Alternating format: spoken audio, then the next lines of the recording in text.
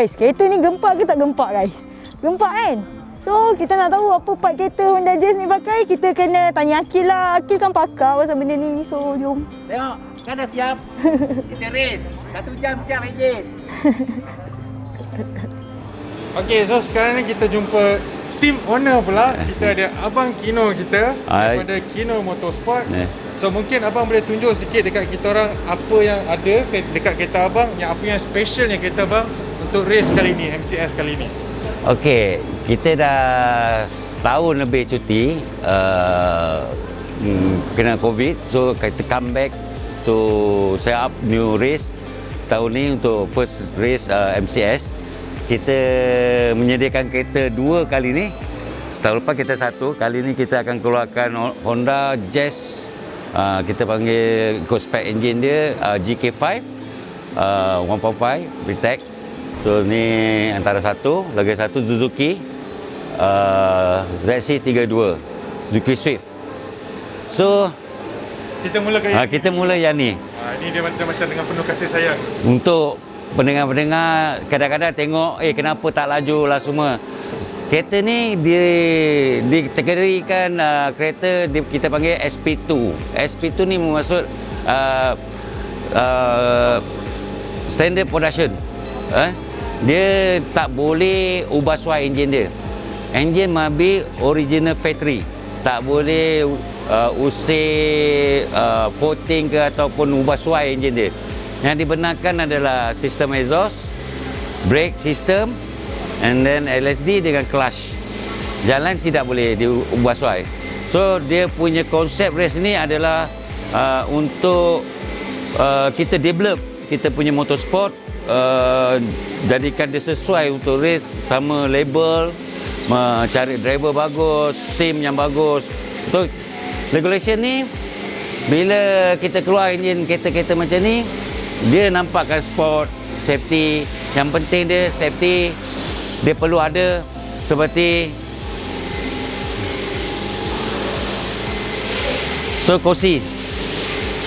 Kursi mesti ada FIA expired. Seatbelt FIA. So driver baju semua kena FIA. Ini adalah road case. Function road case ni adalah untuk safety. Jadi apa-apa kemalangan yang berlaku kat Sepang ni untuk impact, jangan jadi driver jadi kecederaan. So ini semua ada point ni bukan suka hati nak pasang. Besi ni pula dia ada material dia yang dibenarkan oleh FIA. Maknanya paling nipis biasa Polo bisa CDS, kita gunakan dia punya ketebalan pipe besi ni adalah 2 mm, paling nipis 2 mm, dia boleh tebal lagi. So setiap point ni adalah untuk menjaga keselamatan driver. So jadi kembali accident, impact dari ni semua dah ada safety. So setiap kereta ni dia ada undang-undang dia. Kadang-kadang kita yang tak pernah tahu pasal perlumbaan dalam motorsport ni, setiap kereta dia ada letakkan satu balas, ada weight.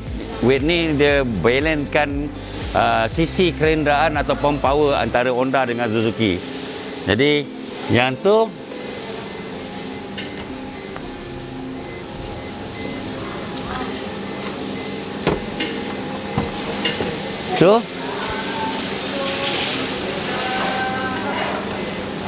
setiap kereta ni dia ada berat dia yang dibenarkan 1500cc, 1600cc dengan kapasiti power engine tu, dengan cc tu kita dah meeting bersama dengan Tintin dengan pihak organizer untuk dapatkan balance power engine, balance kelajuan kenderaan supaya jangan terlalu gap ke, sebab ini production race adalah campuran daripada kenderaan lain-lain. So selalunya kalau production race ni, kalau macam Toyota Gazoo dia Toyota Gazoo ni Toyota sama aja.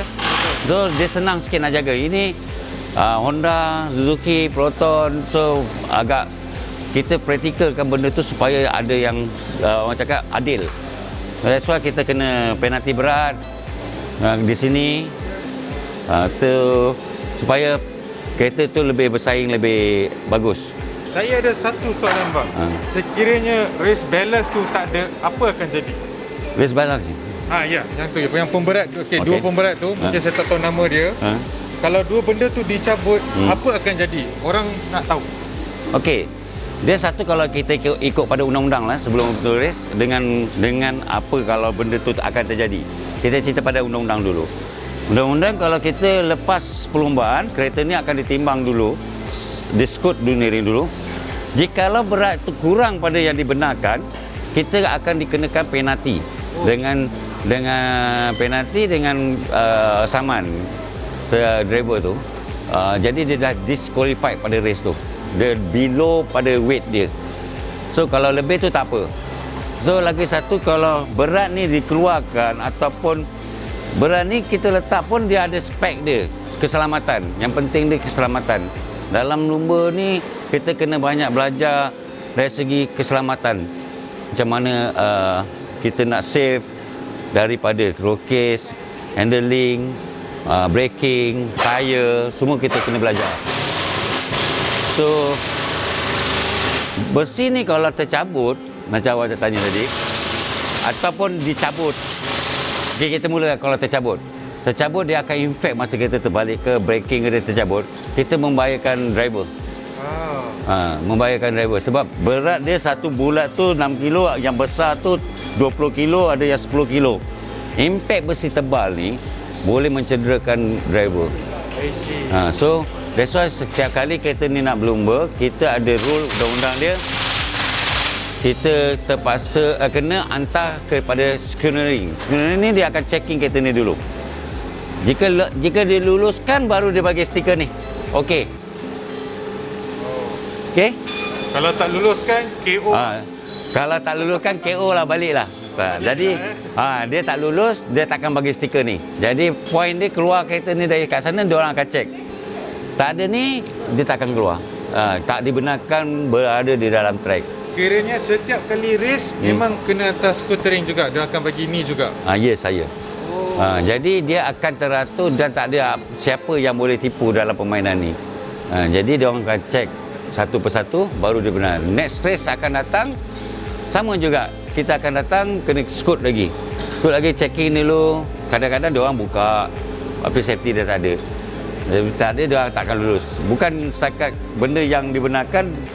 So kat kursi ni ada expired date dia, FIA.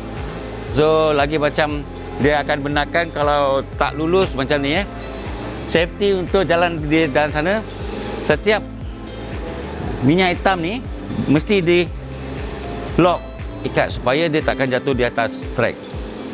So dia akan pastikan semua benda ni akan berkunci yang sempurna. Jadi macam kita team pula, kita kena mark. So pastikan benda tu selamat dipakai. Macam ada marker tu katakan approve lah. Approve. So macam yang ni Honda, ini Jazz. Ini yang kita panggil tadi, road case tadi. So impact dia kalau terbalik, dia angle ni akan selamatkan driver di sini kepala. So kita bengkokkan di sini bukan untuk dia senang bengkok, the point. Impact langgar di sini, dia akan selamatkan benda ni tak bengkok ke sana. So benda ni semua kita design menggunakan FIA rule keselamatan untuk pakai road case ni. Ini besi ni kat dalam memang ada dalam. Sorry abang, mencelah sikit. Dalam abang tengok cakap cerita tadi tu, satu benda mata saya tertengok. Okey. Ini untuk apa? Okey. Ini rare. Yang ni sebenarnya kita punya maknanya trademark kita lah. Bukan trademark, kita punya idea untuk menyenangkan kitanya kru. Apabila kereta ni berhenti atau dari segi pit stop ke apa, dia nak buka tayar ni, satu, dia akan nampak benda ni dengan center ni. Oh ya, betul. So dia akan datang, dia akan buka sini. Contoh Dia contoh kita ambil gun ni, pegang macam ni, prap, prap, prap, prap. So dah dapat tangan. Angkat je. So dia dapat angle yang tengah-tengah ni. Yang tengah-tengah ni yang perlu kita attack. Sebab dalam perlumbaan ni orang tak perasan. Sebenarnya kita berlumba dengan 1000 second, tak main dah 1 saat. Orang cakap masa tu mas.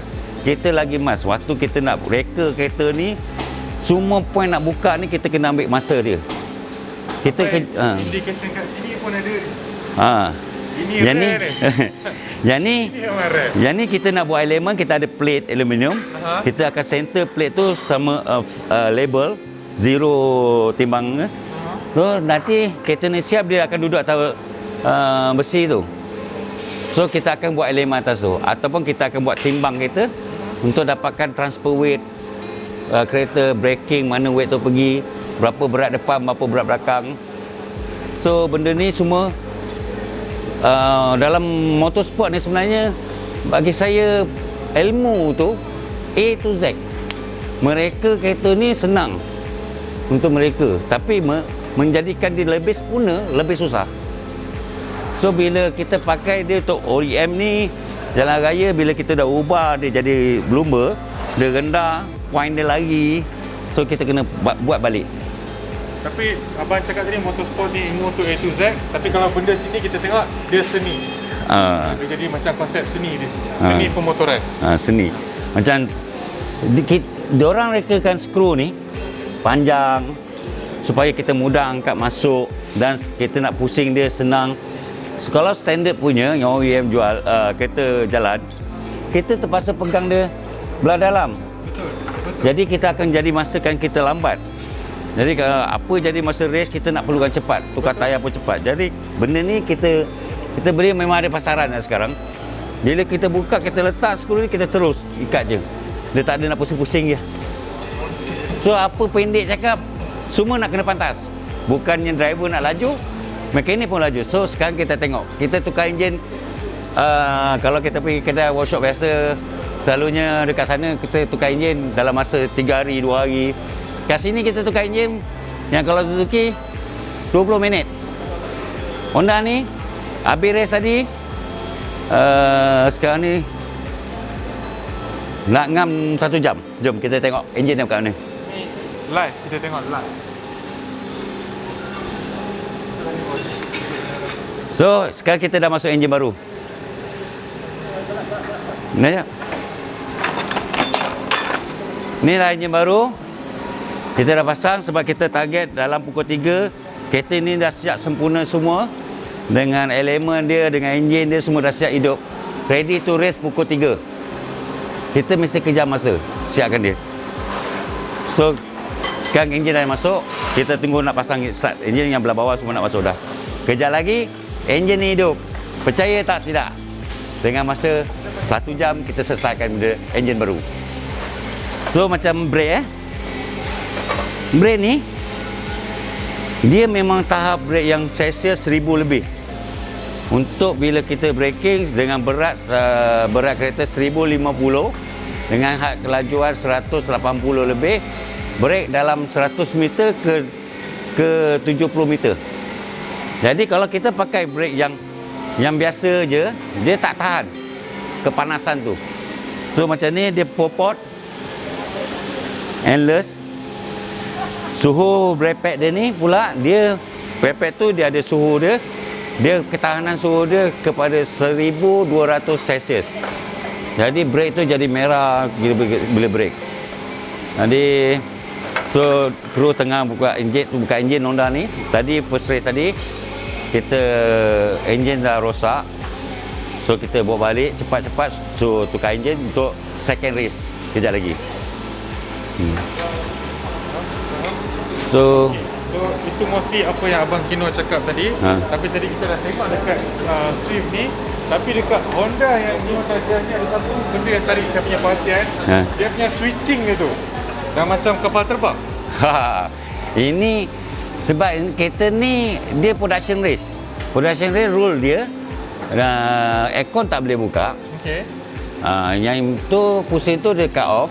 Anything happen kereta ni kalau terbakar ke, rosak ke, jadi driver akan off tu ataupun luar sana, off, ignition current semua akan tutup. So kita akan padam ignition current.